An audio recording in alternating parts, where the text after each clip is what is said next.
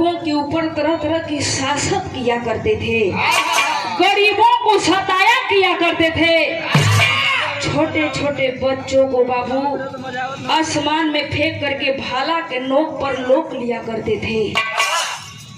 इतना ही नहीं, बिरहा में एक लाइन गजल का नमूना लिखल गई। कैसे मास्टर?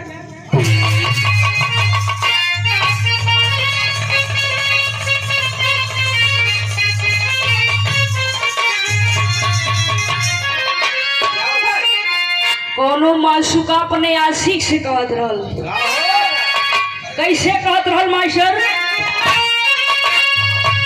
कि मैं ना जेहू हुस्न हूँ, अरे तू मेरा यह तराब करो। अरे मैं ना जेहू हुस्न हूँ, अरे तू मेरा यह तराब करो। जवानी नाम है मेरा, मुझे सलाम करो। जवानी नाम है मेरा, मुझे सलाम करो।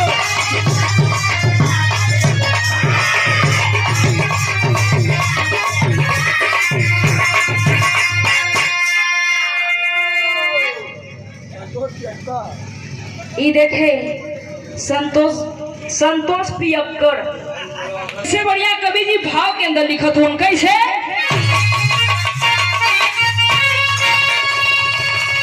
अरे मर्द को दर्द नहीं, हमारे देश का जवान ऐलान करता है कि मर्द को कभी दर्द नहीं होता है। अरे मर्द को दर्द नहीं, अरे लोग कहा करते हैं, अरे कभी ना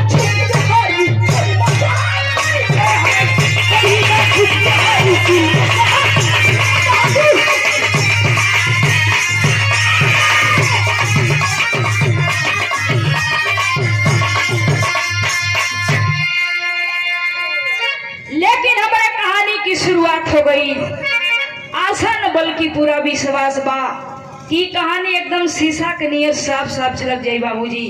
जवरी सर से कहे के पड़ो। कैसे?